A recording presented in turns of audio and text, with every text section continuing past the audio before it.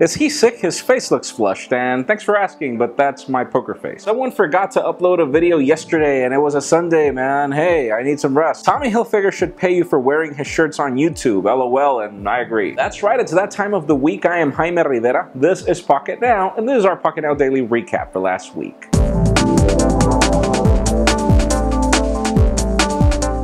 So on Monday I asked you, what did you think about the Moto 360 and the pricing schemes, as there are some retailers that leaked information of a $250 price tag and the device being launched very soon. We have 648 comments, out of which Aquos says, Moto 360 looks amazing, but why would I pay $250 for it just because it looks good? While I could get the Gear 2, which is more features and at the same price. And that's a very simple answer. Not everybody wants to use a Samsung phone, and that's the problem with the Gear phone. Another commenter says, I want a Moto 360, but wait until the first reviews to see how it catches up, and that is a very good point. Android Wear has not proven to be as hot as a lot of people wanted it to be, so yeah, wait for our reviews. That's probably the best thing to do. Then another commenter says, no, because Android Wear is buggy. The round display just seems awkward. I don't see smartwatches taking off, at least until Apple sets a standard, and you could be right, you could be wrong, but we'll have to see what the iWatch is. This would not be the first time that Google doesn't succeed with a product,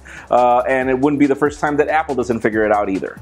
Then on Tuesday I asked you, what did you think about the HTC One M8 for Windows? The device had just been announced and our hands-on was already live.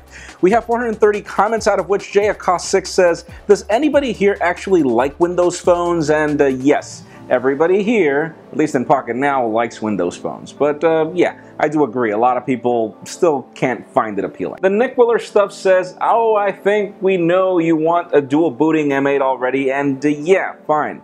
I know I mention it all the time, and true, it's probably annoying, but there is a point to that. The HTC HD2 was a great phone. It was dual booting capable. It was so awesome, and that made the phone last for years, and I guess I wish I wanted the same from the M8. Then Omer says, it's a great device, and I would love to see an international variant. As for the dual booting, I'm hoping that the device will become the new HD2. It will be fantastic, and we've talked about that on the podcast. We've talked about that in the daily. That would be like the dream, to have another HD2. I guess that's my point. We wish we had another phone like that, which we could do anything we wanted with.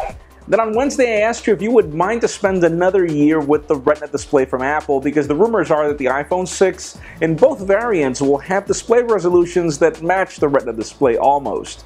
We have 963 comments, out of which Hamza says, Apple Retina display is good. We don't need 2K displays if it ruins our experience with lag while gaming, just like Android. And well, that's not really been the case with the LG G3, but I'm sure that other companies won't figure out 2K eventually. And yeah, 2K is a little bit of an overkill in my opinion, especially when you prefer to have more battery life and stuff, but then again, the LG G3 is a good example of a company that knows how to pull it off. And Hopeful Writer 14 says, I was really excited about this iPhone 6 4.7 inch, but they really do this S again with the Retina display. I'm done. I can't do it anymore, and I'm not going to agree with that. First of all, you really can't see pixels from 720p on, or the Retina display, so yeah, it's cool to have the latest and greatest, but I don't even have 2K on my TV.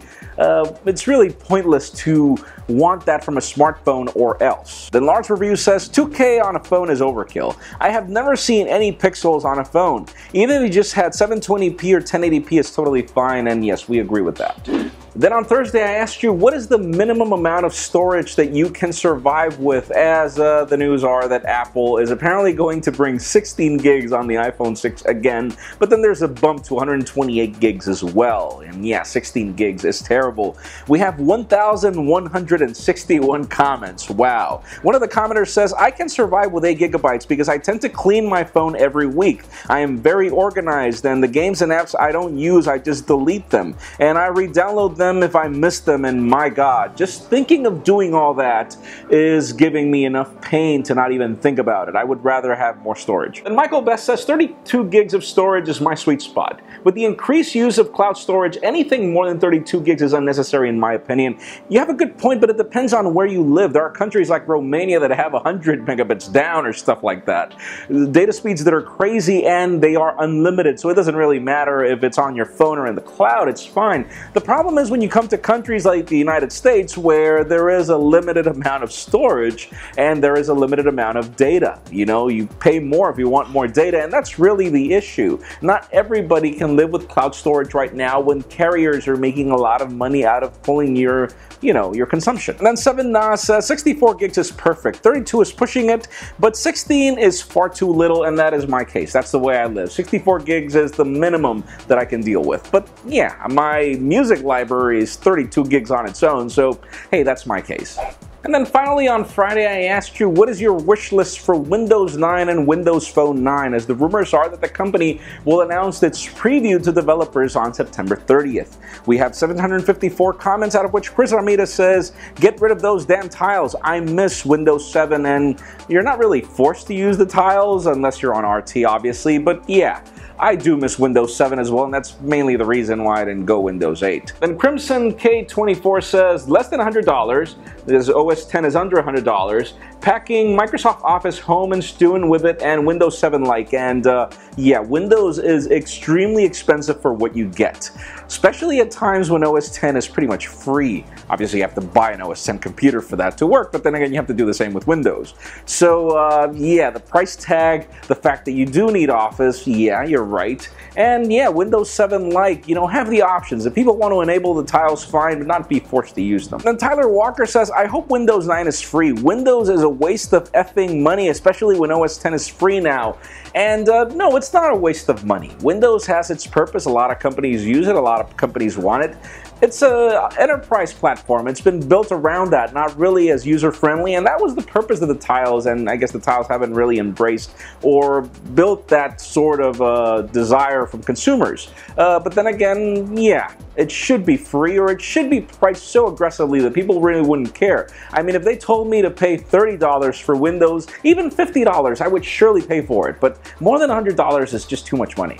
That's it for our Pocketnow Daily Recap. Thank you very much for watching. A couple of tips if you want your comments to be featured. Number 1, keep them short. Number 2, stick to the point. And number 3, try to get some thumbs up. It helps us spot them a lot easier. You can also follow us on social media and subscribe to our YouTube channel as well. You can follow me on Twitter, Jaime_Rivera. Please give this video a thumbs up if you like what you saw. I am Jaime Rivera. Thank you very much for watching. We will see you next week.